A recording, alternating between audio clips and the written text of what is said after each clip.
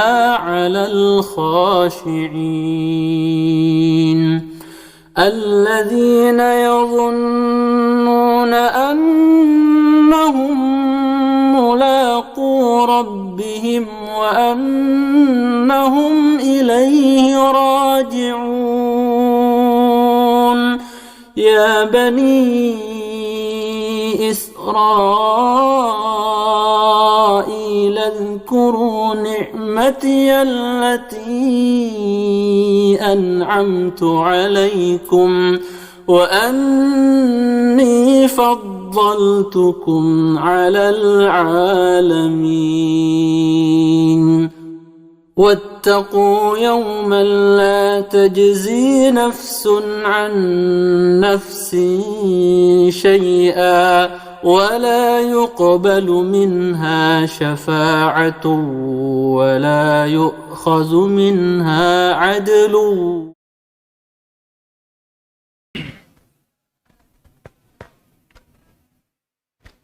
إن الحمد لله نحمده ونستعينه ونستغفره ونعوذ بالله من شرور أنفسنا وسيئات أعمالنا من يهده الله فلا مضل له ومن يضلل فلا هادي له أشهد أن لا إله إلا الله وحده لا شريك له وأشهد أن محمدا عبده ورسوله صلى الله عليه وعلى آله وأصحابه ومن سار على نهجه وتمسك بسنته إلى يوم الدين وسلم تسليما كثيرا. أما بعد معاشر المسlimin, jamaah yang semoga senantiasa dirahmati dan diberkahi oleh Allah Tabaraka wa Ta'ala. Di bawah siraman nikmat yang Allah turunkan dari langit, kita memohon kepada Allah Subhanahu wa Ta'ala di salah satu waktu-waktu istijabah ini, agar Allah Subhanahu wa Ta'ala selalu membuka pintu hati kita untuk kebenaran dan membimbing kita untuk mengamalkannya. Sesungguhnya barang siapa yang Allah beri petunjuk, maka tidak ada lagi yang bisa menyesatkannya. Dan barang siapa yang disesatkan oleh Allah, siapakah gerangan yang akan sanggup untuk menunjukinya? Salawat dan salam untuk Nabi kita Muhammad sallallahu alaihi wasallam, sebaik-baik suri tauladan bagi kita semuanya, yang telah membimbing umat dari kegelapan kesyirikan, kegelapan bid'ah, kegelapan maksiat,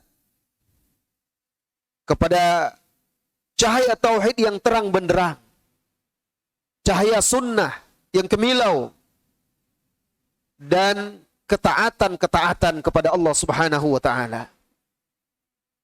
Kaum muslimin dan muslimat, mudah-mudahan suara saya bisa terdengar dengan jelas, sekalipun hujan sangat lebat ya, sehingga suara saya akan bersaing dengan suara hujan di atas atap. InsyaAllah kita harapkan jamaah bisa menyimak dengan baik dan memahami apa yang akan saya sampaikan pada kesempatan ini. Judul pertemuan kita malam hari ini yaitu orang-orang yang didoakan oleh malaikat. Orang-orang yang didoakan oleh malaikat. Saudara-saudari kaum muslimin dan muslimat, rahimani Allah wa iyyakum. Sering kita melihat, bahkan sebagian kita juga melakukannya, ketika kita kedatangan seorang ustaz, guru ke tempat kita, lalu menyampaikan kajian dan nasihat, maka orang-orang berusaha untuk mendatangi guru tersebut, ustaz tersebut, orang alim tersebut, syekh tersebut. Lalu menyempatkan diri untuk berkata, "Syekh, tolong doakan anak kami. Syekh, tolong doakan agar Allah mengampuni dosa saya." Karena kita menganggap guru kita ini lebih baik daripada kita. Berharap doa beliau dikabulkan. Lalu kita minta agar dia mendoakan kepada Allah Subhanahu wa ta'ala. Itu boleh. Dan itu sering dilakukan. Atau kadang kita bertemu dengan saudara kita, teman kita, sahabat kita. Lalu kita katakan kepada dia, "Akhi, saudaraku, jangan lupa ya. Jangan lupakan saya dalam doa kamu. Ingat-ingat saya, doakan saya ya." Karena kita tahu doa seorang saudara bidhahril ghaib, atau tanpa sepengetahuan saudaranya, itu termasuk salah satu doa yang dikabulkan oleh Allah Subhanahu wa ta'ala. Maka kita berharap seperti itu, agar saudara kita ini mengingat kita ketika dia berdoa, lalu dia mendoakan kita. Nah, Rasulullah sallallahu alaihi wasallam pernah bersabda di dalam hadis yang sahih, "Da'watul mar'il muslimi li akhihi bi khairin bi zahril ghaibi mustajabah. 'Inda ra'sihi malakun muwakkalun. Kullama da'a li akhihi bi khairin qala al malakul muwakkal bihi amin wa laka bimithil." Artinya, doa seorang muslim untuk saudaranya sesama muslim tanpa sepengetahuan saudaranya atau di belakang saudaranya adalah doa mustajabah, doa yang dikabulkan. Allah perintahkan malaikat di dekat kepala dia. Setiap kali dia berdoa untuk saudaranya, maka doa malaikat tersebut Allah perintahkan untuk mengaminkan dan berkata, "Walaka bimisl." Dan untukmu juga yang semisal dengan itu. Alangkah bahagianya ketika kita memiliki saudara-saudara yang mau mendoakan kita. Ini menunjukkan ikhlasan dalam bersaudara, dalam berteman, dalam bersahabat. Nah, bagaimana gerangan ketika salah seorang dari kita didoakan oleh makhluk-makhluk yang dekat dengan Allah Subhanahu wa ta'ala. Makhluk-makhluk yang tidak pernah bermaksiat. Makhluk-makhluk yang selalu menjalankan perintah Allah Tabaraka wa ta'ala. Tentu kita harapkan doa-doa mereka dikabulkan oleh Allah Subhanahu wa ta'ala. Siapa makhluk-makhluk yang tidak pernah bermaksiat ini? Siapa makhluk-makhluk yang tidak pernah menentang perintah Allah dan selalu melakukan apa yang Allah perintahkan? La ya'sunallaha ma amarahum wa yaf'aluna ma yu'marun.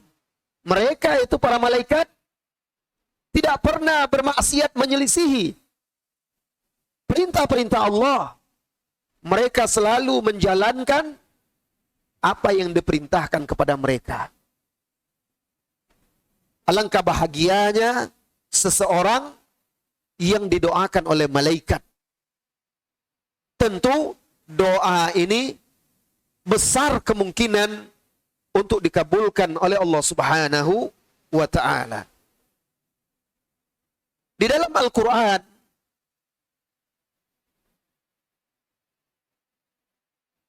Allah Subhanahu wa ta'ala memberitakan bahwa malaikat-malaikat bersolawat atas Nabi.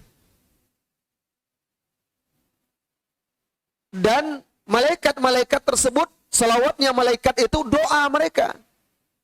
Untuk Rasulullah SAW mereka berdoa kepada Allah.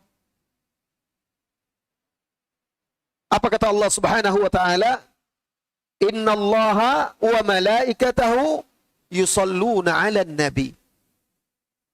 Sesungguhnya Allah dan malaikat-malaikatnya berselawat kepada Nabi Muhammad sallallahu alaihi wasallam. Berselawatnya Allah kepada Nabi atau atas Nabi maksudnya Allah memuji dia. Allah menyanjung Nabi itu sallallahu alaihi wasallam. Allah puji, Allah tinggikan derajatnya, Allah sanjung dia. Maksud salawat, malaikat berselawat kepada Nabi, Allahumma salli ala Muhammad atau sallallahu alaihi wasallam, dan mendoakan kebaikan, rahmat, keberkahan untuk Nabi Muhammad sallallahu alaihi wasallam. Allah juga memberitakan bahwasanya malaikat selain berdoa untuk Nabi Muhammad sallallahu alaihi wasallam, malaikat juga berdoa untuk kaum mukminin. Malaikat juga berdoa untuk kaum mukminin secara umum. Allah berfirman, "Huwallazi yusalli 'alaikum wa malaikatuhu liyukhrijakum minadh-dhulumati ilan nur." Dialah Allah yang bersalawat atas kalian dan juga malaikat-malaikatnya agar Allah mengeluarkan kalian dari kegelapan-kegelapan menuju cahaya yang terang benderang. Lihat, Allah, malaikat berselawat. Selawat artinya berdoa. Doa. Kalau Allah berselawat kepada orang-orang yang beriman, Allah memuji orang-orang yang beriman. Allah menyanjungnya. Allah melimpahkan rahmat. Allah memberkahinya.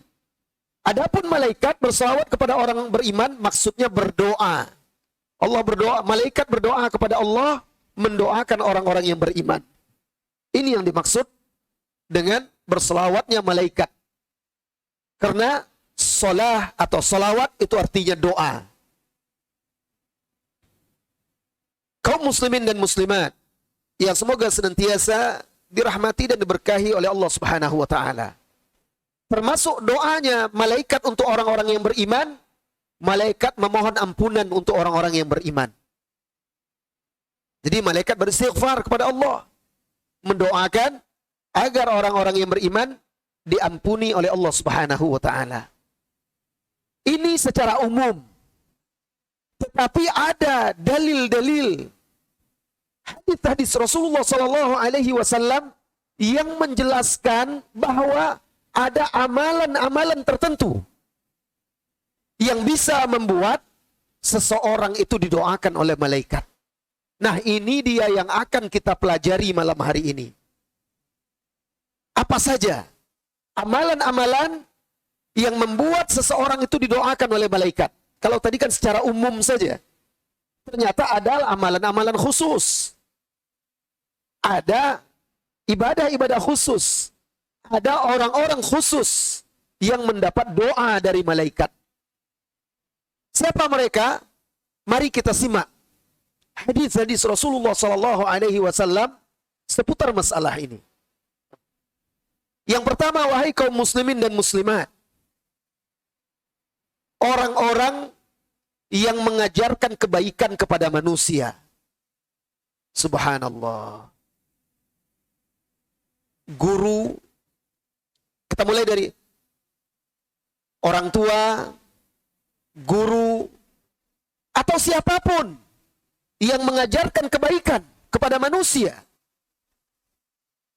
mengajarkan al-haq kepada manusia, mengajak manusia kepada kebaikan dan mengajarkannya, maka malaikat akan berselawat kepada dia. Menunjukkan keutamaan seorang yang berilmu. Karena tidak mungkin mengajar kecuali orang yang memiliki ilmu. Di dalam hadisnya yang diriwayatkan oleh Al-Imam At-Tirmidzi. Rasulullah sallallahu alaihi wasallam bersabda dari sahabat Abu Umamah Al-Bahili radhiyallahu anhu, kata Abu Umamah, "Dzakara Rasulullah sallallahu alaihi wasallam rajulaini." Rasulullah sallallahu alaihi wasallam pernah menyebutkan dua orang. Perhatikan kaum muslimin dan muslimat. Rasulullah sallallahu alaihi wasallam menyebutkan dua orang. Ahaduhuma 'abid wal akhar 'alim.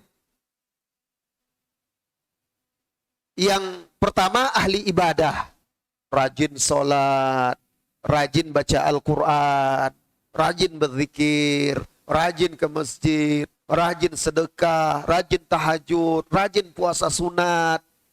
Pokoknya rajin ibadah.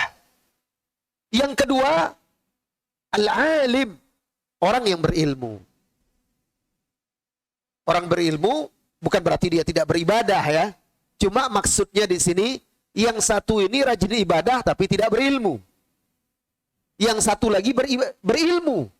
Orang berilmu insya Allah tentunya juga beribadah. Tapi barangkali ibadahnya orang yang berilmu ini karena sibuk dengan ilmunya tidak sehebat ahli ibadah.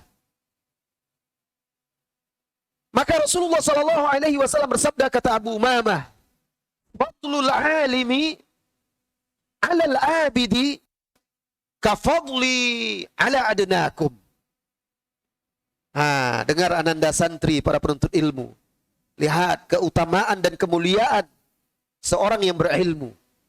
Kata Nabi Shallallahu Alaihi Wasallam, "Fadlul alimi," keutamaan seorang alim, alal abidi, atas seorang ahli ibadah, kafadli, seperti keutamaanku ala adnakum, atas orang yang paling rendah dari kalian. Begitu jauh jaraknya.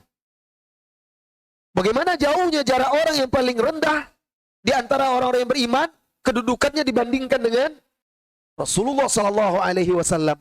Seperti itulah perbandingan ahli ilmu dan orang yang tidak berilmu. Alangkah mulianya orang yang berilmu. Mulia insya Allah di dunia dan di akhirat.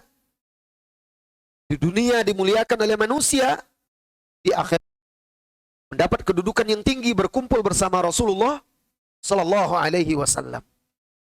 Kemudian setelah itu, setelah Rasulullah Sallallahu Alaihi Wasallam menyebutkan keutamaan ahli ilmu dibanding ahli ibadah, Rasulullah Sallallahu Alaihi Wasallam melanjutkan, "Innallaha wa malaikatahu wa ahlus samawati wal ard tanamlah bi juhriha wa hatta al-hut bil bahr la yusalluna ala muallimin nas al-khaira."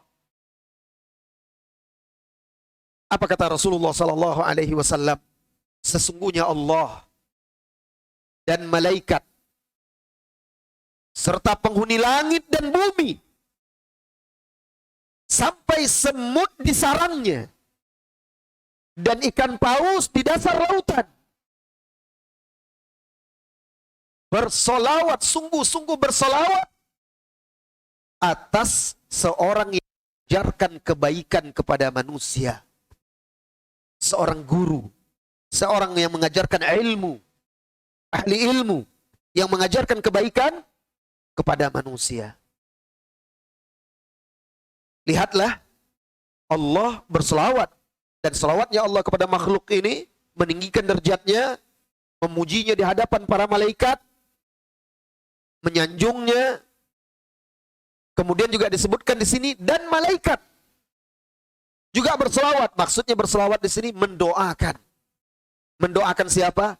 Mendoakan guru, ahli ilmu yang mengajarkan ilmu, kebaikan kepada manusia. Subhanallah. Bahkan tidak cukup itu saja, kata Nabi Sallallahu Alaihi Wasallam. Penghuni langit, siapa penghuni langit? Malaikat. Tidak ada satu jengkal pun di langit, kata Nabi Sallallahu Alaihi Wasallam, melainkan di situ ada malaikat yang rukuk dan sujud. Setiap hari di Baitul Ma'mur itu ada malaikat yang masuk Kemudian tidak pernah keluar lagi. Banyak, ribuan, puluhan ribu malaikat masuk untuk beribadah kepada Allah dan tidak ada keluar lagi. Begitu banyaknya malaikat. Saking banyaknya malaikat di langit, sampai langit itu berderit. At-tatis sama, kata Rasulullah sallallahu alaihi wasallam, wa huqqa laha an ta'idda.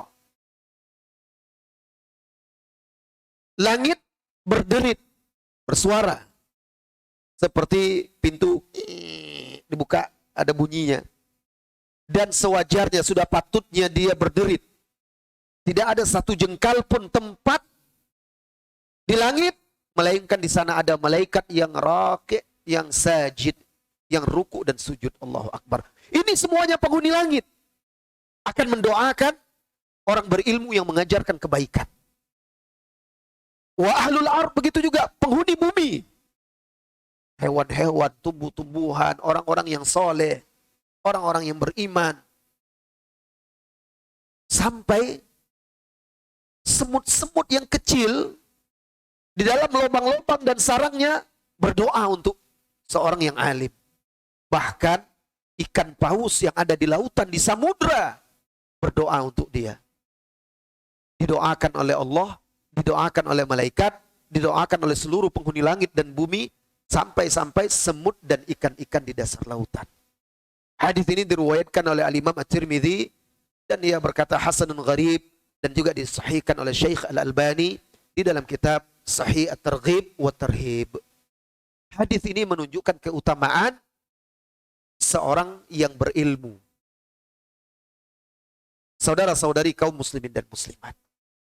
Maka profesi guru agama dalam tanda kutip di sini yang benar-benar mengajarkan kebaikan ya, yang bersumber dari Al-Quran dan Sunnah, itu sangat besar keutamaannya dan sangat mulia. Tapi tidak sedikit manusia di dunia ini yang memandang sepele, kurang menghargai. Bahkan kadang-kadang dia ragu kalau anaknya belajar agama di pesantren. Nanti mau jadi apa anak saya belajar agama? Hafal Al-Quran. Apa anak saya hafal hadis? Mau jadi apa anak saya kalau pandai ceramah? Mau jadi apa? Dan lain-lainnya. Ke depan mau jadi apa? Zaman sekarang bukan itu.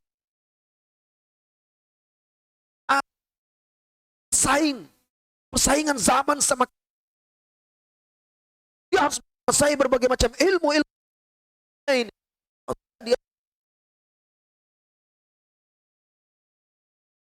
Tapi orang baik yang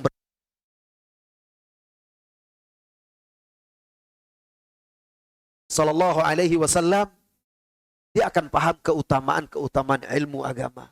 Di antaranya di dalam hadis ini, siapa orang tua yang tidak bangga dan bahagia? Anaknya didoakan oleh malaikat, mengajarkan kebaikan. Tentu kebaikan itu juga mengalir kepada orang tua. Subhanallah. Mudah-mudahan ini bisa memotivasi kita untuk semangat belajar agama. Orang tua mengajarkan kebaikan kepada anaknya, mengajarkan kebaikan kepada keluarganya. Seseorang mengajarkan kebaikan kepada teman-temannya sesuai dengan kemampuannya dan kapasitas dia. Seorang syekh, seorang guru, ustadz juga mengajarkan kebaikan kepada manusia. Orang-orang ini insya Allah didoakan oleh para malaikat. Apa doa malaikat untuk dia? Istaghfiruna lahu. Malaikat akan beristighfar untuknya. Ya Allah, ampunilah fulan. Subhanallah. Alangkah banyaknya dosa kita mengharapkan ampunan. Sekarang ada malaikat, makhluk, yaitu malaikat yang tidak punya dosa. Ada makhluk hewan yang tidak punya dosa. Tentu mereka makhluk-makhluk yang tidak punya dosa dan selalu tunduk dan patuh, doanya lebih dikabulkan oleh Allah Subhanahu wa taala. Beruntung orang-orang yang didoakan oleh makhluk-makhluk ini. Itu yang pertama. Orang-orang yang didoakan oleh malaikat. Yang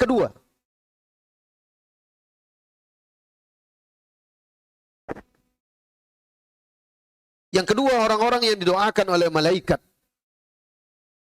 yaitu orang-orang yang sholat di kanan saf, di saf bagian kanan. Nah, jadi kalau kita bisa sholat di saf pertama. Di saf pertama bagian yang sebelah mana? Tentunya bagian kanan imam. Kalau saf itu kita dapati ini sudah penuh, pilih yang kanan daripada yang kiri. Karena ada keutamaan.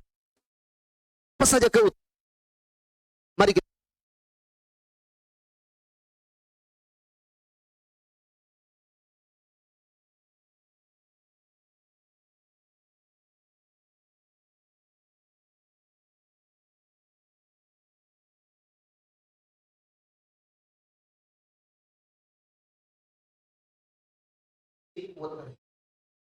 apa kata Nabi Sallallahu Alaihi Wasallam? Inna Allah wa malaikatahu yusalluna ala saffil muqaddam wal muadzin yughfar lahu ma sawbihi wa yusaddiquhu man sami'ahu min ruqabi wa yakfir wa lahu mithlu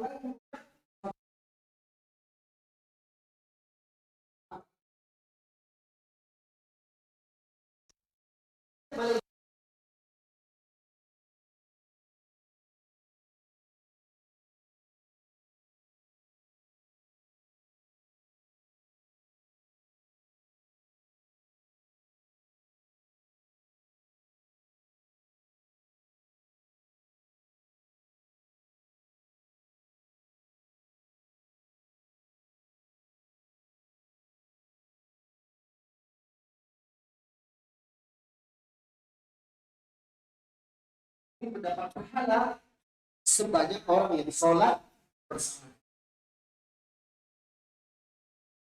Tapi yang mulia ini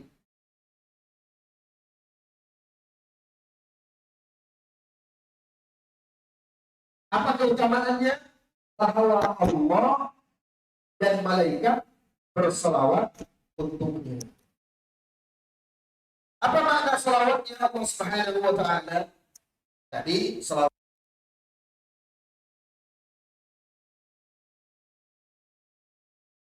serta meninggikan derajatnya, melimpahkan rahmatnya dan memberkahinya. Apa yang dimaksud dengan salawatnya malaikat kepada orang-orang yang berada di saf terdepan? Malaikat akan mendoakannya agar dia diampuni. Mereka berdoa. Ini seharusnya mendorong dan memotivasi selalu berusaha memilih saf yang terdepan, yang merupakan saf paling utama bagi kaum laki-laki. Saf yang paling utama bagi kaum laki-laki di belakang imam. Di antara keutamaannya, malaikat berselawat kepada dia. Kemudian yang kedua, hadis ini, ya, hadis ini juga mengajarkan kepada kita keutamaan seorang wajib, bahwa dia akan diampuni oleh Allah Subhanahu wa Ta'ala sejak usaha dia sampai. Dan seluruh makhluk yang mendengar dia, makhluk itu atas seorang mukmin. Kemudian di hadis lain, Rasulullah SAW menegaskan lagi, yang di depan itu yang paling utama.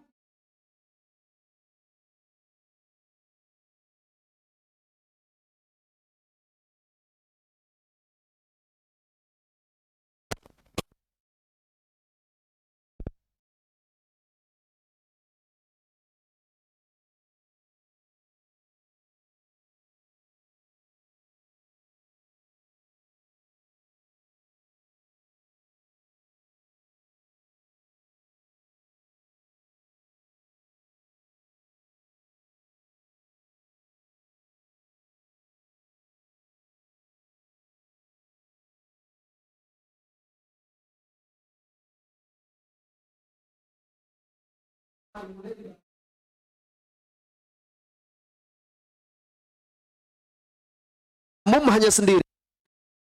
Yang sholat itu imam dan makmum. Di mana posisi makmum? di sisi kanan imam. Kenapa? Karena itu yang paling utama. Pernah Rasulullah Sallallahu Alaihi Wasallam salat. Hadis ini diriwayatkan oleh Bukhari dan Muslim.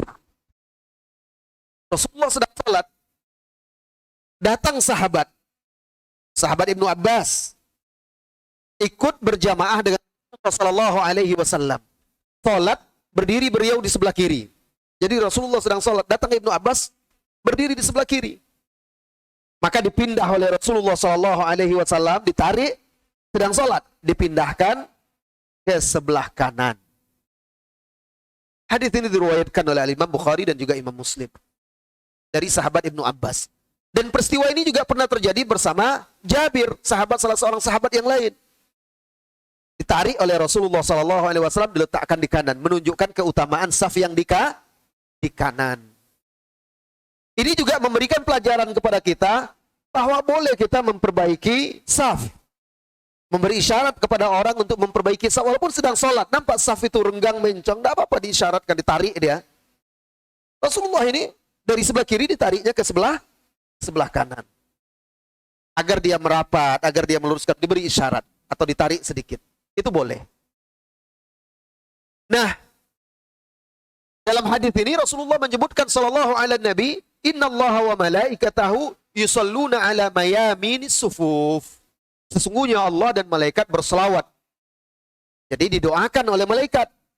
Siapa? Orang-orang yang sholat di saf sebelah kanan. Yang ketiga, orang yang didoakan oleh malaikat, yaitu orang yang menyambung saf yang putus atau menutup celah-celah di saf yang renggang. Ini juga besar keutamaannya. Dan didoakan oleh malaikat agar orang tersebut diampuni, bahkan disambung rahmat untuk dia, keberkahan untuk dia. Misalnya kita sholat, lalu kita lihat di depan itu ada orang yang batal keluar dia, kosong, ada celah, maka segera kita maju untuk menutupnya. Nah, ini termasuk di situ. Atau di samping kita makmumnya pergi, ada uzur, dia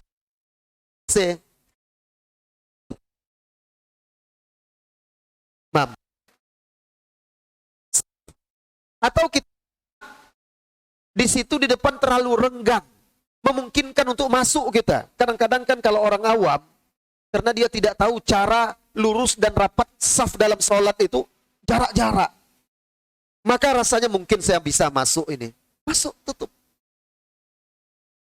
Atau kita lihat, memungkinkan kita untuk bergeser kurang rapat. Maka bergeser kita untuk merapatkannya. Nah, ini sangat besar keutamaannya. Nabi kita yang mulia Muhammad sallallahu alaihi wasallam bersabda, Inna Allah wa malaikatahu yusalluna 'alal ladzina yasiluna sufuf. Inna Allah wa malaikatahu yusalluna 'alal ladzina yasiluna sufuf. Sesungguhnya Allah dan malaikat-malaikatnya bersolawat atas siapa? Orang-orang yasiluna, orang-orang yang menyambung saf-saf. Tadi sudah kita jelaskan maksud malaikat bersolawat kepada orang ini adalah mendoakannya. Jadi jangan segan-segan ya. Kalau kita lihat saf itu putus, sambung. Atau kalau kita lihat saf yang di samping kita kosong, renggang, rapatkan. Ini termasuk menyambung saf yang putus atau yang renggang. Hadis tadi diriwayatkan dari Aisyah oleh Imam Ahmad dan juga Ibnu Majah. Salah seorang sahabat bercerita, Nabi Shallallahu Alaihi Wasallam kalau sholat, sebelum sholat beliau rapikan barisan. Beliau perintahkan makmumnya untuk berapat. Kalau nampak celah yang renggang, beliau perintahkan sambung, tutup. Apa kata sahabat Al-Bara bin Azib radhiyallahu anhu?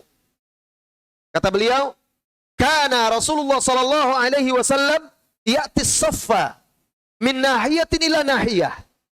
Adalah Nabi sallallahu alaihi wasallam kalau mau mengimami salat, beliau akan mendatangi saf dari satu sudut ke sudut yang berikutnya. Untuk apa? Memeriksa barisan. Dia periksa. Dia pastikan bahwa saf rapi, lurus, rapat. Fayamsahu manakibana au sudurana. Lalu beliau menyentuh pundak bahu-bahu kami dan dada kami. Maksudnya yang tidak rapat, dirapatkannya. Yang terlalu ke depan, didorongnya supaya sama.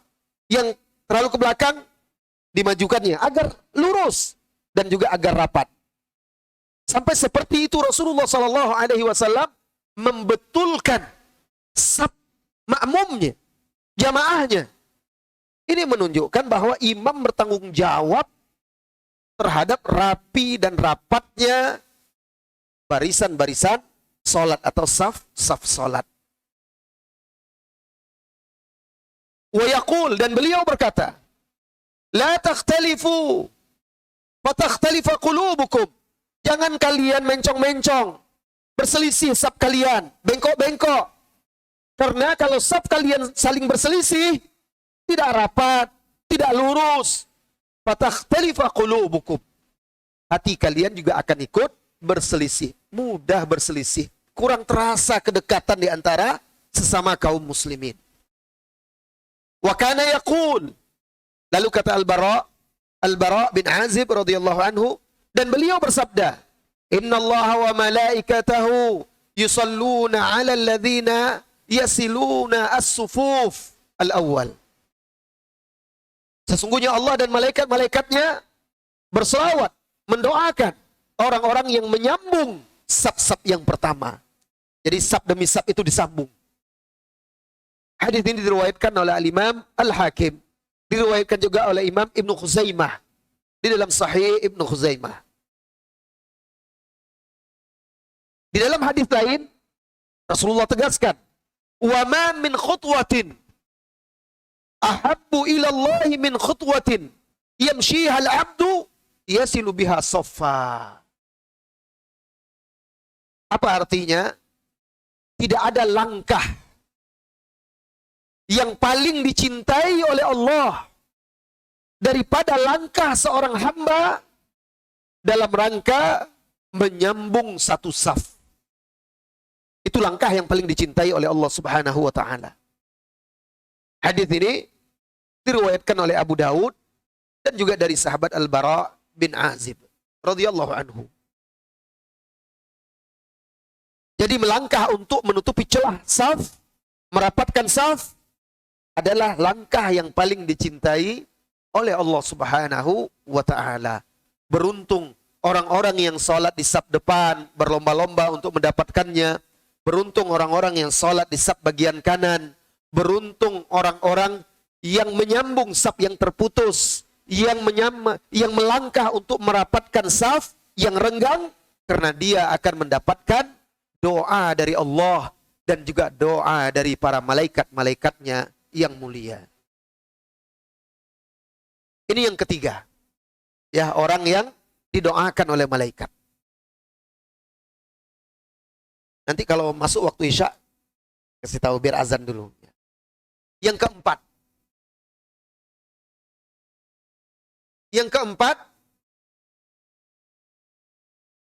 Makan sahur. Makan apa yang didoakan oleh malaikat, ya makan sahur.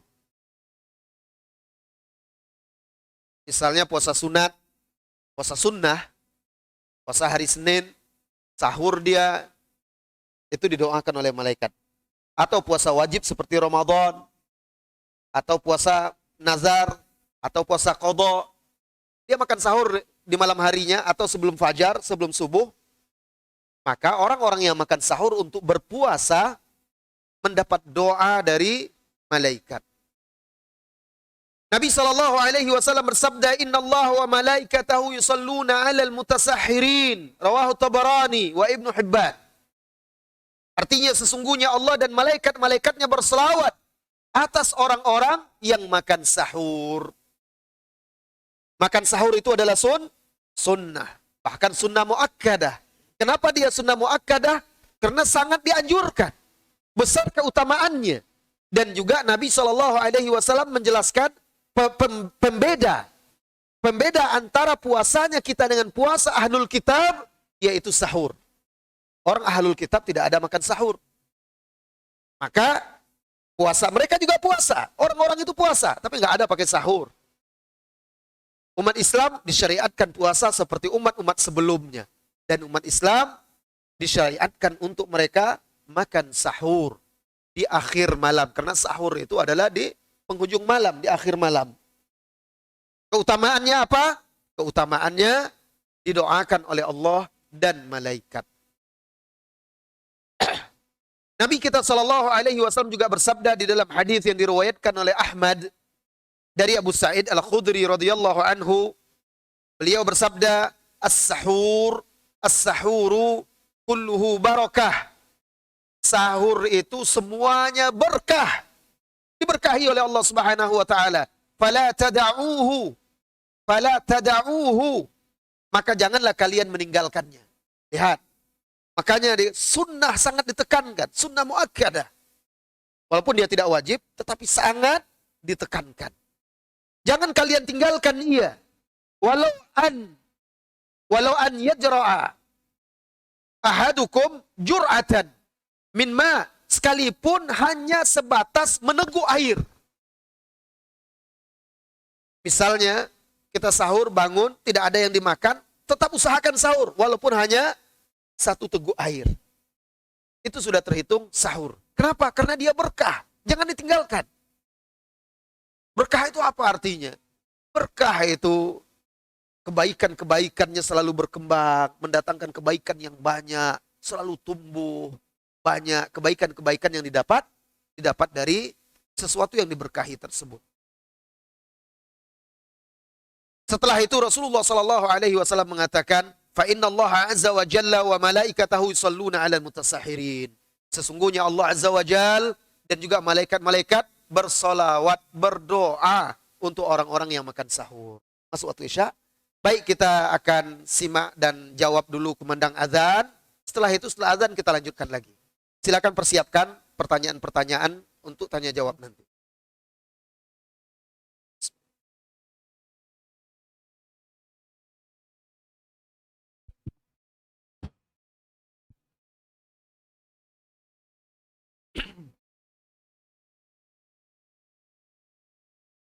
Allahu Akbar, Allahu Akbar. Allahu Akbar, Allahu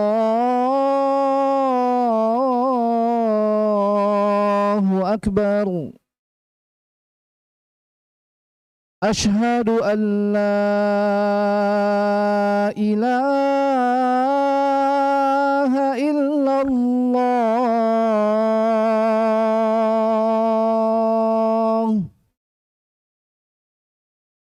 Ashhadu an la ilaha illallah.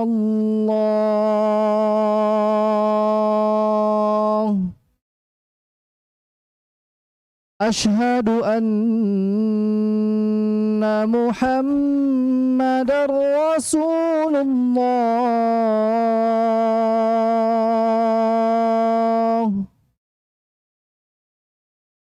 Ashhadu anna Muhammadar Rasulullah.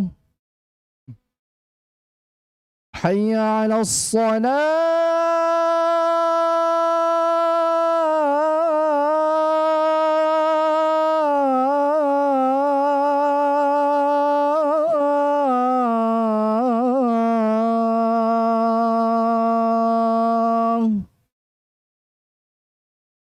Hayya 'alas salah.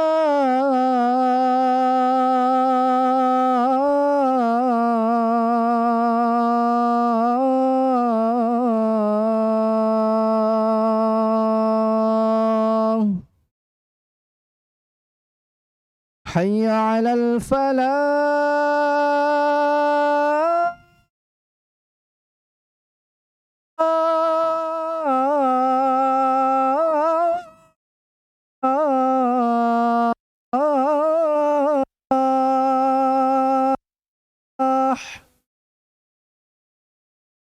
حي على الفلاح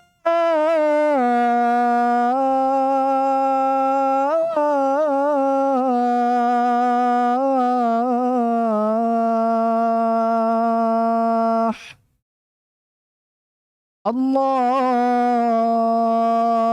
أكبر الله أكبر لا إله إلا الله.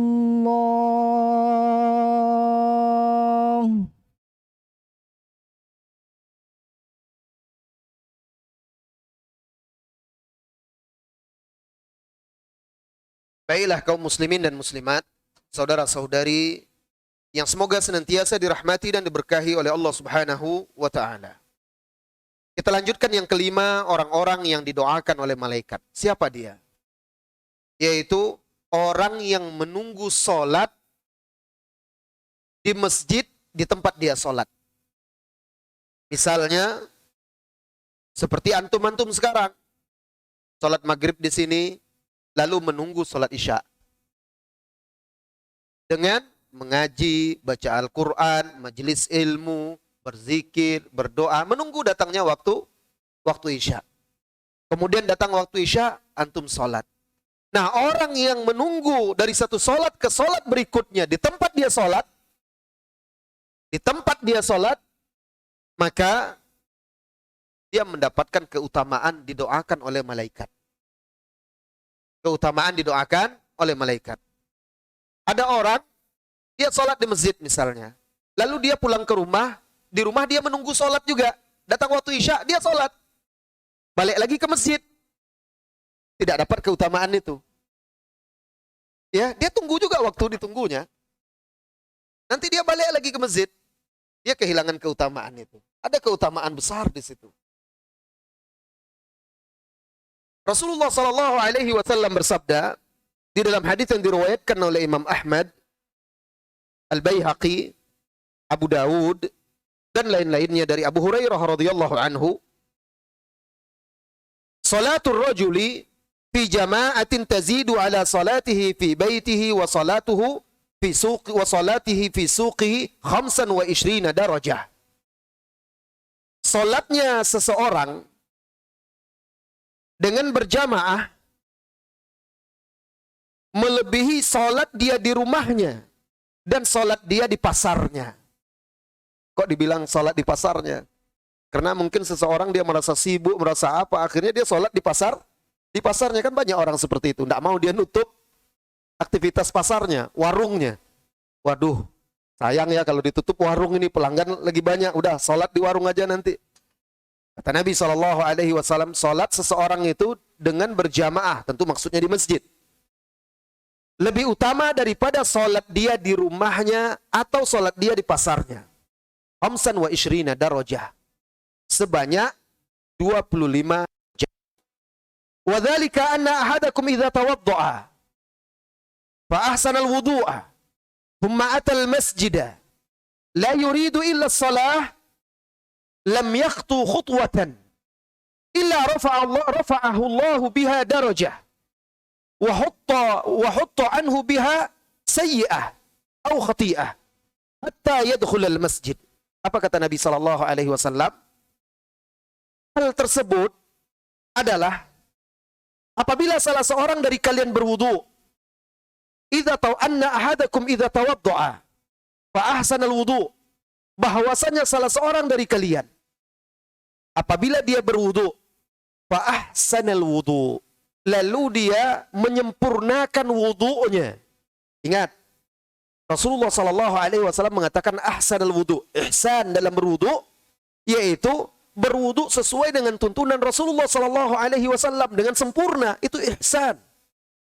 Sehingga yang sunnah-sunnahnya juga dilakukan, bukan sekedar berwudu yang fardu-fardu saja. Yang sunnah-sunnahnya juga dilakukan. Sehingga betul-betul sempurna wudu dia. Tsumma atal masjid. Kemudian setelah itu dia pergi ke masjid. La yuridu illa shalah. Tidak ada niatnya kecuali hanya untuk salat. Maksudnya niatnya memang betul-betul ikhlas. Tujuan dia ke masjid bukan sekedar duduk-duduk. Bukan sekedar berteduh. Tapi memang untuk menunaikan salat. Maka kata Nabi SAW, lam yakhtu khutwah. Tidaklah dia melangkah satu langkah. Illa rafa'ahu Allahu biha darajah. Melainkan Allah tinggikan satu derajat dia. Dengan satu langkah. Lihat, berapa banyak langkah yang antum langkahkan saat antum pergi ke masjid. Banyak kan? Dan hitung berapa banyak derajat yang ditambahkan oleh Allah Subhanahu wa ta'ala saat seseorang melangkah ke masjid. Yang niatnya adalah untuk sholat, dan sebelum itu dia sudah berwudu dengan sempurna. Apakah itu saja? Tidak. Bahkan kata Nabi SAW, wa hutta anhu biha khati'ah atau sayyi'ah. Dan Allah hapuskan juga untuk setiap langkah yang dia langkahkan itu satu kesalahan untuk satu langkah. 2 langkah berarti 2 kesalahan. 3 langkah dihapuskan 3 dosa. 4 langkah dihapuskan 4 dosa. Dan begitu seterusnya. Dan dosa yang dimaksud di sini yang dihapuskan oleh Allah adalah dosa kecil. Karena kita memiliki banyak sekali dosa kecil yang kita lakukan dengan sengaja ataupun yang lain-lain yang kita lupa. Banyak sekali dosa-dosa kecil ini. Dan ini akan menghapuskan dosa-dosa tersebut. Hatta yadkhulal masjid, sampai dia masuk ke dalam masjid. Fa idza dakhala al-masjid kana fi salatin ma kanatis salat tahbisuhu wa tusalli al-malaikatu alaihi ma dama fi majlisihi alladhi yusalli fihi. Sehingga dia masuk ke dalam masjid. Apabila dia masuk ke dalam masjid, maka dia sudah terhitung dalam keadaan sholat. Mulai antum masuk masjid itu sudah terhitung pahala sholatnya. Sudah dihitung, antum sedang dalam keadaan sholat. Maka nanti sholat tahbisuhu. Selama sholatlah yang membuat antum berada di masjid. Jadi duduk pun antum baca Al-Quran di masjid itu dapat pahala sholat juga. Karena antum terhitung sedang sholat. Selama memang sholatlah yang membuat antum tetap duduk di situ. Misalnya maghrib, antum sebelum maghrib wudhu di rumah. Lalu berjalan ke masjid, masuk masjid sholat sunat, kemudian duduk. Menunggu iqamah. Ini terhitung sholat. Sambil duduk antum baca Quran, antum berzikir, antum berdoa. Antum terhitung sedang berada dalam sholat dan pahala sholat terus antum dapat. Lalu iqamah, kemudian sholat bersama imam. Selesai sholat antum duduk lagi. Lalu antum terus duduk di tempat itu sampai datang waktu sholat berikutnya. Apa kata Nabi SAW? Wa tusallil malaikatu alaihi madama fi majlisihi. Dan malaikat terus mendoakannya selama dia berada di tempat duduknya, di majelisnya, di tempat sholatnya itu. Selama dia berada di masjid itu, dia isi dengan baca Al-Quran, dia isi dengan majelis ilmu, hadir di majelis ilmu, sampai datang waktu isya, sholat dan dia sholat lagi. Sepanjang waktu itu, maka malaikat mendoakan dia. Apa kata malaikat? Yaqulun, malaikat berdoa, Allahumma gfir lahu, Allahumma arhamhu, Allahumma tub alaihi, ma lam yu'zi fihi au yahdith fihi. Apa doa malaikat? Allahumma gfir lahu, ya Allah ampuni dia. Allahumma arhamhu, ya Allah rahmati dia. Allahumma tub alaihi, ya Allah terima taubatnya. Allahu Akbar. Apalagi yang membahagiakan kita? Dosa diampuni, dikasihi dan disayangi oleh Allah, diterima taubat kita. Allahu Akbar. Lihat faedah dan keutamaannya duduk. Makanya waktu maghrib dan isya itu kan pendek. cocok untuk kita. Mungkin pagi antum sibuk bekerja sampai sore, sampai menjelang asar. Antara asar dan maghrib masih ada pekerjaan-pekerjaan di rumah.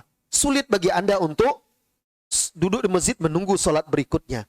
Waktu maghrib dan isya adalah manusia, kebanyakan mayoritas manusia bisa untuk menunggu dari sholat ke sholat. Maka manfaatkan itu. Zuhur dan asar bisa juga. Ada orang yang bisa, tapi kan kebanyakan orang bekerja. Maka usahakan antara maghrib dan isya kita mendapatkan faedah ini. Manfaatkan untuk murajaah, baca Al-Quran, hadir majelis ilmu. Lalu kita mendapatkan doa dari malaikat. Ya Allah ampunilah dia, ya Allah rahmatilah dia, ya Allah terima taubatnya. Apa kata Nabi SAW? Malam yu'dhi fi, selama dia di masjid itu tidak menyakiti orang. Tidak boleh berbuat dosa di situ. Tidak menggunjing, tidak menggibah, tidak mengolok-olok, ya, tidak mengadu domba, dan tidak berbuat dosa, tidak menyakiti orang lain, tidak menzalimi orang lain. Artinya dia fokus dengan ibadah dia, tidak zalim kepada orang lain. Mengganggu, menyakiti orang lain itu bisa dengan meninggikan suara. Dia baca Quran tapi keras sehingga terganggu orang sholat. Ini juga nggak boleh, ya. Selama dia tidak mengganggu, au yuhdits, atau dia berhadas, batal wudunya. Ya, kalau batal wudunya dia keluar, pergi berwudu lagi. Nah, berarti dia sudah tidak didoakan lagi. Tapi menjelang itu, sebelum dia batal, selama dia masih di situ, dia akan didoakan oleh malaikat. Kalau sudah batal, habis sudah. Berhenti malaikat mendoakannya. Atau dia mengganggu orang lain. Nah, ingat anak-anak ya, santri, tidak boleh mengganggu kawannya sedang di masjid. Kalau mengganggu kawannya, santri-santri atau anak-anak kadang di masjid juga di antara maghrib dan isya. Tidak ada yang mengganggu, ada yang usil, ada yang menjahili kawannya, ada yang suara keras-keras tinggi-tinggi, ada yang main-main. Nah, ini nanti tidak dapat doa malaikat. Rugi. Maka jaga adab di dalam masjid, adab di majelis, adab saat kita sholat. Karena kita, selama kita duduk di situ, menunggu sholat, itu kita sedang sholat. Bersambung dari satu sholat ke sholat berikutnya. Harus kita jaga adab kita terhadap Allah Subhanahu wa ta'ala. Ini yang kelima. Orang yang didoakan oleh malaikat. Orang yang menunggu sholat di masjid.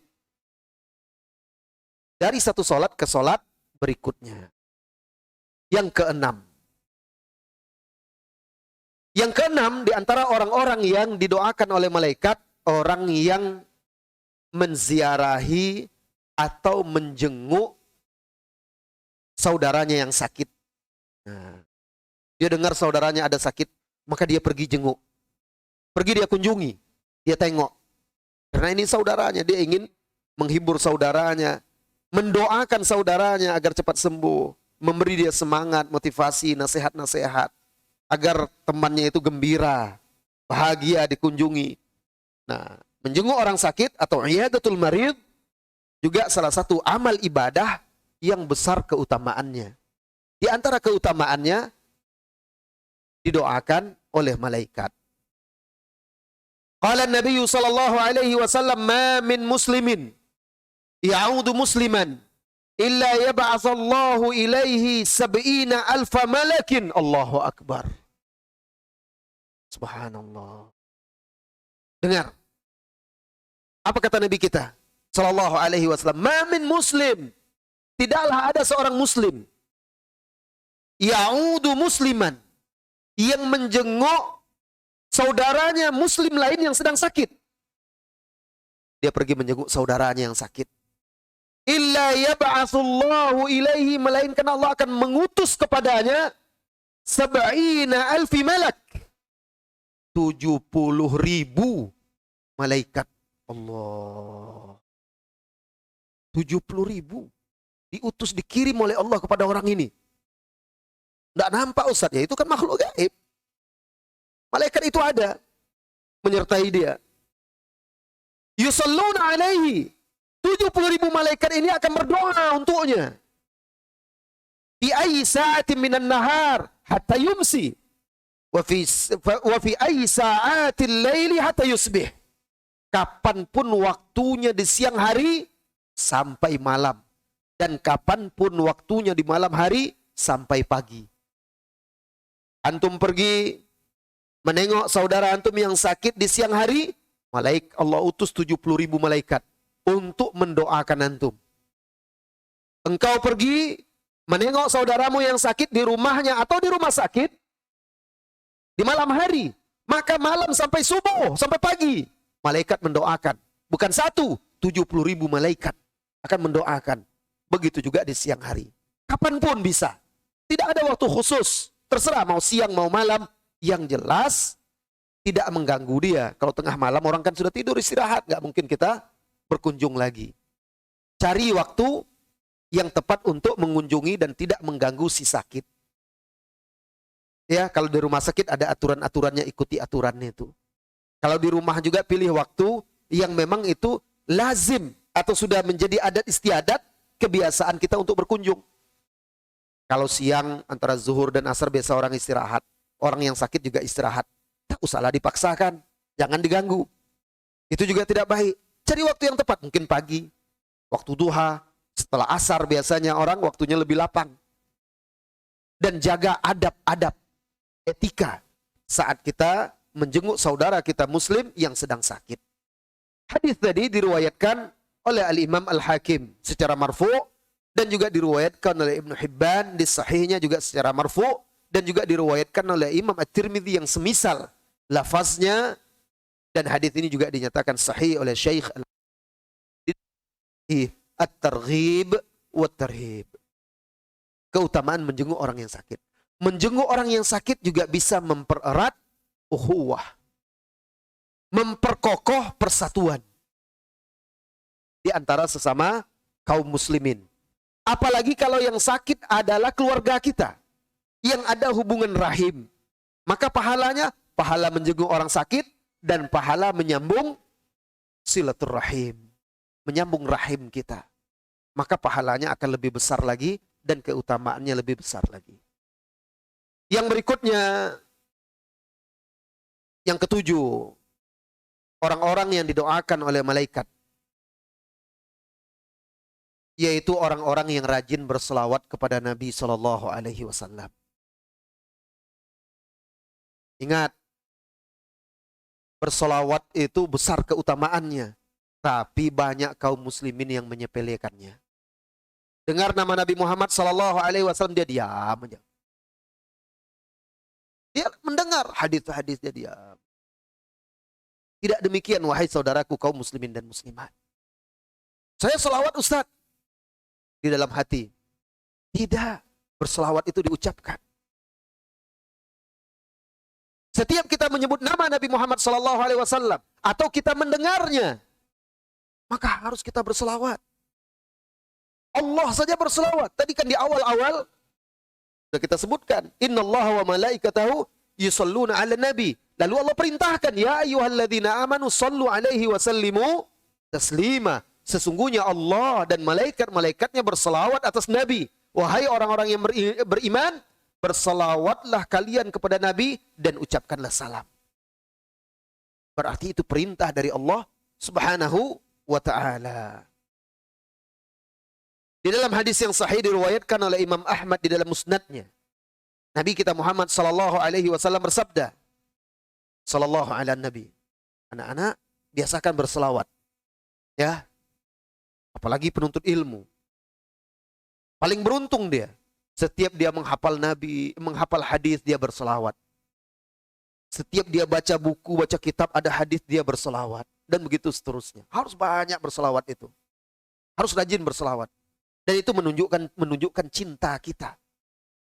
Begitu juga ketika kita menulis nama Nabi Muhammad SAW, tulis selawat.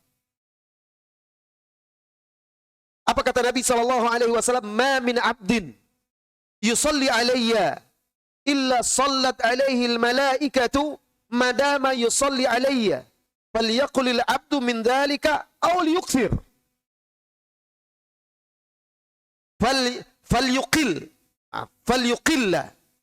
falyuqilla al-abdu min dhalika aw liyukthir. Apa kata Nabi SAW? tidaklah ada seorang muslim yang berselawat kepadaku, melainkan malaikat akan mendoakannya. Lalu kata Nabi SAW, maka silahkan seorang hamba itu menyedikitkan selawat kepadaku atau akan memperbanyaknya. Sebanyak dia berselawat, sebanyak itu pula malaikat akan mendoakannya. Sedikit dia berselawat, sedikit pula malaikat akan mendoakannya. Maka perbanyak selawat. Perbanyak selawat. Ketika membuka majelis, menutup majelis, ketika berdoa kepada Allah setelah memuja-muji Allah, kemudian selawat. Di tengah-tengah doa kita, kemudian ketika menutup doa kita juga berselawat. Saat kita mendengar nama beliau sallallahu atau menyebut nama Nabi kita Muhammad sallallahu alaihi wasallam, maka jangan pelit. Jangan pelit. Orang yang pelit, orang yang disebut nama Nabi kita Muhammad sallallahu alaihi wasallam di hadapan dia, maka dia tidak berselawat. Biasakan lidah kita untuk berselawat kepada Nabi Muhammad sallallahu alaihi wasallam. Saudara-saudari kaum muslimin dan muslimat, ini dia orang-orang yang didoakan oleh malaikat dalam kehidupan ini. Pertanyaan, apakah doa malaikat kepada kita itu ada dampaknya, ada pengaruhnya dalam kehidupan? Pasti ada pengaruhnya. Karena malaikat itu mendoakan agar seseorang itu dirahmati, agar seseorang itu diampuni, agar seseorang itu diberkahi. Tentunya orang-orang yang doakan malaikat, jika doa malaikat itu dikabulkan, bayangkan 70.000 malaikat yang mendoakan, satu saja dikabulkan, la ilaha illallah. Bagaimana? Dia akan diampuni, dia akan dirahmati, kehidupan dia akan tentram, damai, selalu dilindungi oleh Allah, dijaga, dirahmati, dikasihi. Orang yang dikasihi oleh Allah, maka dia jauh dari kesengsaraan, jauh dari kesulitan, jauh dari mara bahaya. Subhanallah. Itu diantara kebaikan-kebaikan, buah-buah dan manfaat serta dampak doa-doa malaikat. Doa malaikat juga menjadi salah satu sebab seseorang itu dikeluarkan dari kesesatan, dari kegelapan. Alhamdulillah. Dikeluarkan oleh Allah Subhanahu wa taala dari zulumat, dari kegelapan menuju cahaya. Doa-doa malaikat itu juga akan memberikan faedah, seseorang itu diselamatkan oleh Allah, diberi hidayah dari kesyirikan menuju tauhid, dari bid'ah menuju sunnah, dari maksiat menuju ketaatan, dari manhaj-manhaj yang menyimpang dan sesat menuju manhaj dan jalan yang lurus.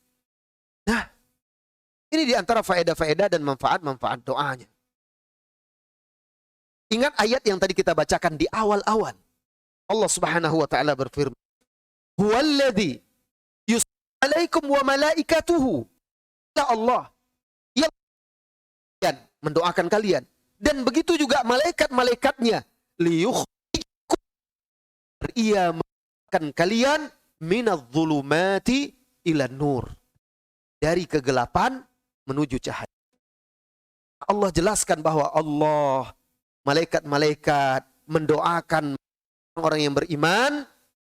Lalu Allah katakan, keluarkan mereka dari kegelapan menuju cahaya. Pasti ada korelasinya, pasti ada hubungannya.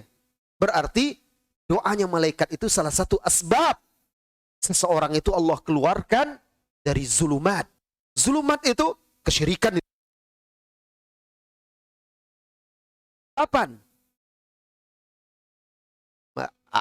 Aqaid, keyakinan-keyakinan, manhaj-manhaj yang menyimpang, maksiat-maksiat, itu kegelapan. Allah keluarkan. Salah satunya karena sebab doa malaikat itu. Dari mana? Kemana Allah keluarkan? Kepada cahaya, ya tauhid, cahaya Islam, cahaya sunnah, cahaya yang lurus, cahaya ilmu yang bermanfaat, cahaya akhlak yang mulia, dan seterusnya.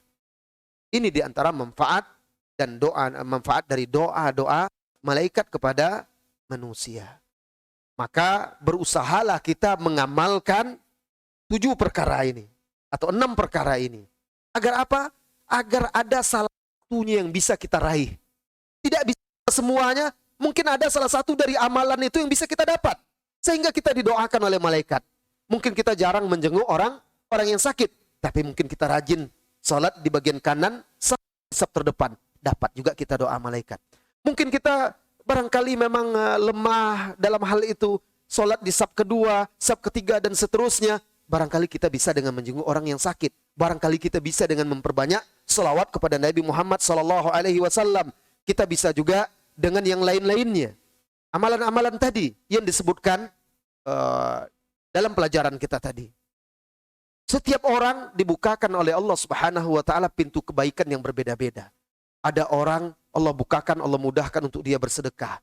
Ada orang Allah bukakan untuk dia untuk selalu berada kebaikan itu, jalan kebaikan untuk dia selalu berada di saf terdepan. Ada orang dia selalu bisa berpuasa sunat, dengan dia selalu berpuasa dia makan sahur, dapat doa juga dari malaikat. Ada orang yang Allah mudahkan dan rajin sekali menjenguk orang yang sakit, gampang dia. Kemana terdengar ada saudara yang sakit, langsung dia pergi ke sana. Ada orang yang begitu, Allah bukakan pintu kebaikan untuk dia di situ. Allah bukakan untuk hambanya banyak pintu kebaikan sesuai dengan hikmah yang Allah kehendaki untuk masing-masing hambanya, dan kewajiban kita berusaha untuk bisa mendapatkan, menempuh jalan-jalan kebaikan tersebut.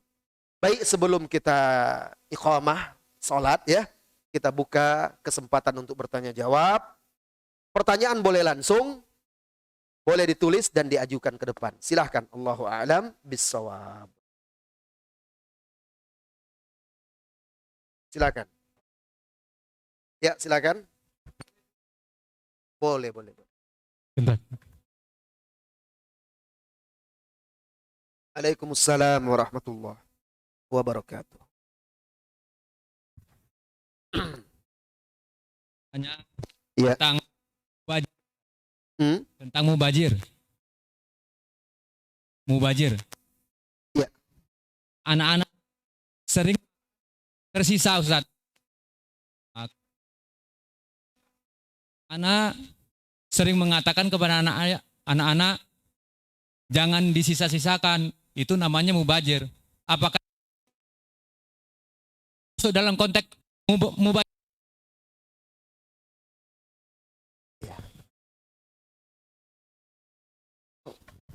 Kalau mubazir kunya.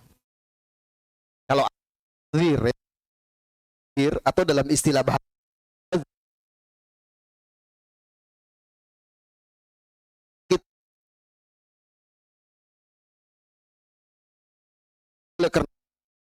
dikata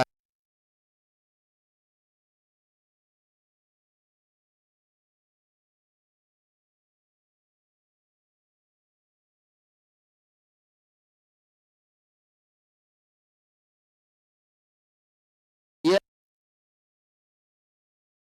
berikan rezeki, Allah berikan dia kekayaan, Allah berikan dia karunia, tapi dia buang-buang.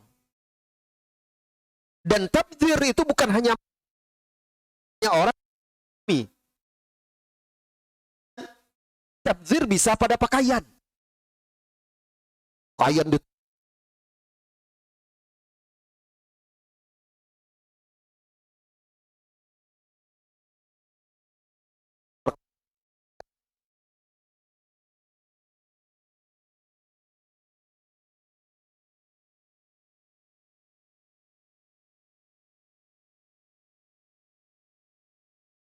ketika makanan itu dibuang-buang tidak bermanfaat. Tapi kalau seandainya makanannya bersisa, lalu sisanya itu tidak dibuang-buang, dikumpulkan, diberikan kepada sesuatu yang bermanfaat, berguna, insya Allah itu tidak terhitung. Walaupun yang afdal, yang terbaik memang kalau makan itu habis. Juga menjelaskan bahwa kita tidak pernah tahu dari makanan itu. Maka disunahkan sudah makan, dibersihkan itu.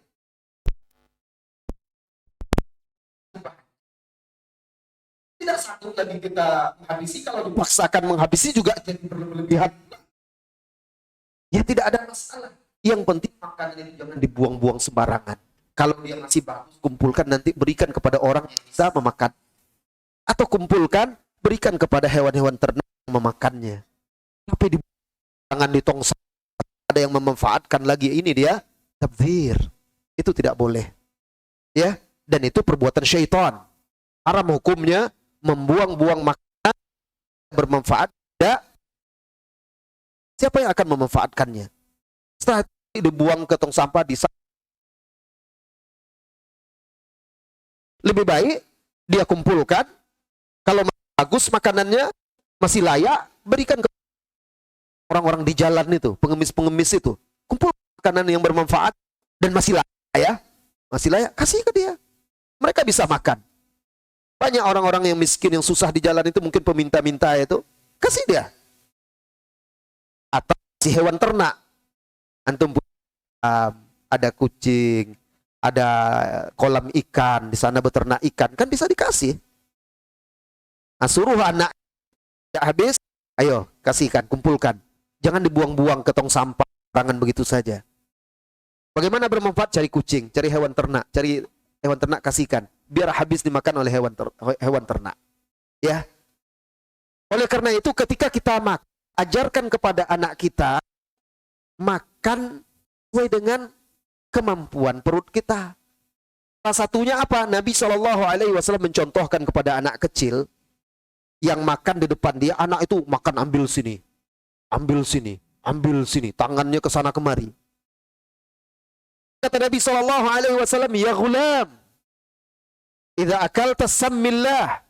Kalau kamu makan, hai anak kecil, baca bismillah, sammillah. Wakul biyaminik, makan dengan tangan kananmu. Wakul mimma yalik, makan yang ada di hadapanmu. Artinya, makan di hadapan kita saja. Itu adab, etika. Apalagi kalau makan bersama.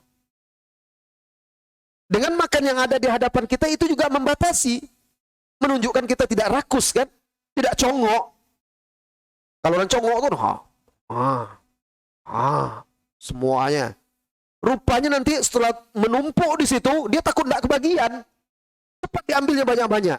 Khawatir tidak kebagian. Sudah itu berlebih separuh, tidak sanggup lagi, kenyang katanya.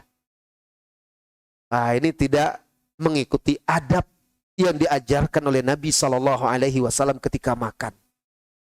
Ajarkan kepada anak itu, akhirnya biar nggak buang-buang makan. Ambil secukupnya sesuai dengan kemampuan kita. Kalau sudah habis mau tambah lagi kan bisa tambah. Tapi banyak anak-anak, dia akan ambil banyak-banyak. Karena khawatir nanti tidak kebagian. Ternyata nanti dia tidak habis. Kadang santri kan begitu juga, banyak ambil nasi. Wah, minta nasi banyak-banyak.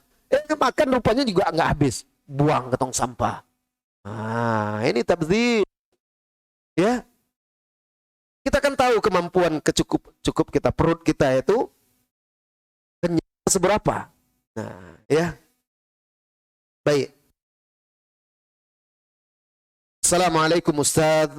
Ketika kita makan sahur lalu azan masuk, apakah kita boleh melanjutkan makan sahurnya? Mohon penjelasannya Ustaz. Ketika kita makan sahur, lalu azan berkumandang, nasi masih satu piring, jangan dihabiskan satu piring itu ya. Tidak boleh. Ada sebagian ulama membawakan hadis, dan hadis itu disahihkan oleh sebagian ulama, yang dibolehkan itu yang ada di tangan kita. Misalnya kita sedang minum, lalu azan berkumandang. Maka dibolehkan kita menghabiskan minum yang ada di tangan kita. Sudah azan berkumandang, minum tambah lagi cepat. Azan belum selesai, minum lagi. Tidak seperti itu. Bukan itu yang dimaksud oleh Rasulullah SAW. Atau azan berkumandang cepat-cepat, azan cepat dia makan. Masih banyak. Itu tidak boleh. Karena dengan azan pertanda telah terbitnya fajar, sudah habis. Tidak ada lagi waktu untuk makan. Karena puasa itu menahan dari terbit fajar sampai terbenam matahari. Kalau sudah terbit fajar nggak boleh lagi, rusak puasanya, batal. Tapi kalau hanya sekedar, itu ada riwayat dari Anas bin Malik, ya, dan dari Ibnu Abbas juga. Kalau hanya sekedar yang di tangan kita, itu dibolehkan oleh Rasulullah SAW Bahkan sebagian ulama juga tidak membolehkan. Harus langsung dihentikan.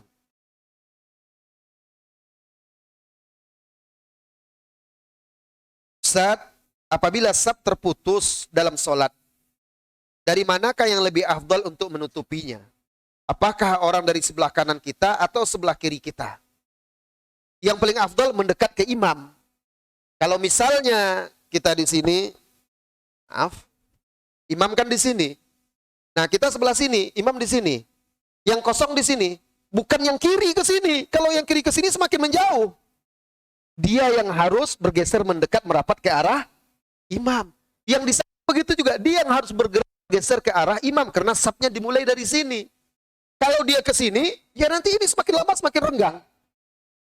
Nah, dia merapat. Nanti di situ diisi oleh orang yang di belakang. Atau boleh orang di belakang langsung maju untuk menutupi saf tersebut.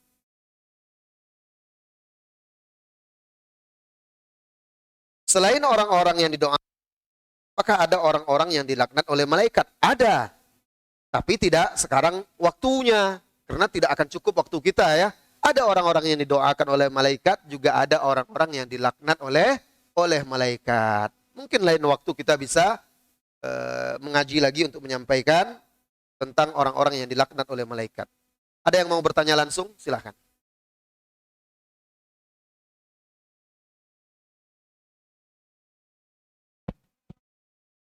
Tidak ada masalah.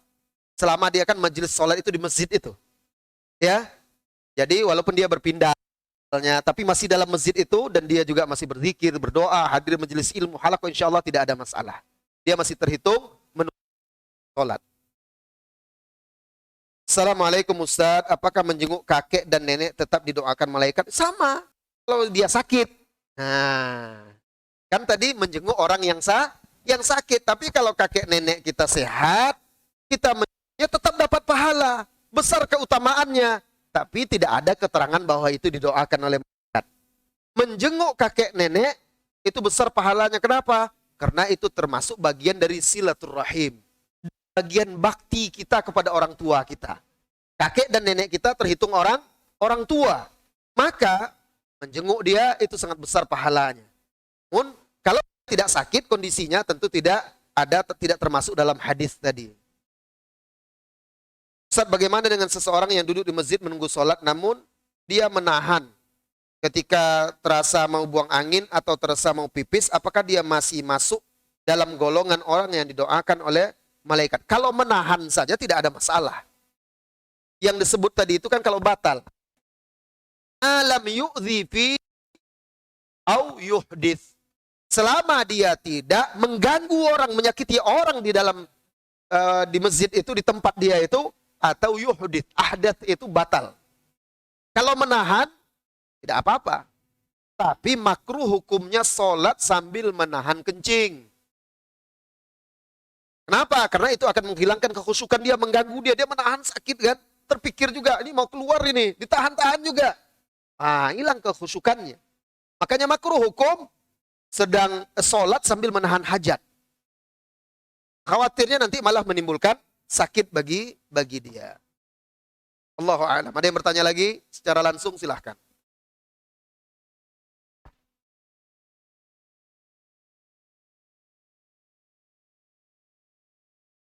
Baik, tidak ada. Sekarang sudah pukul 8.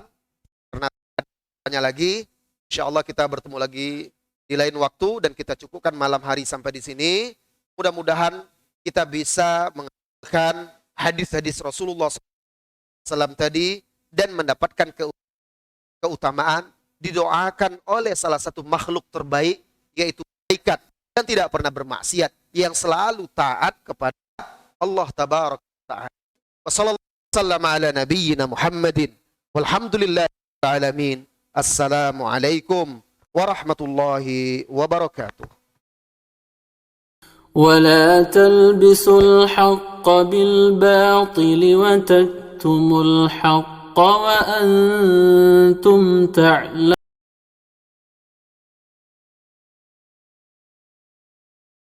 الصلاة وآتوا الزكاة واركعوا مع الراكعين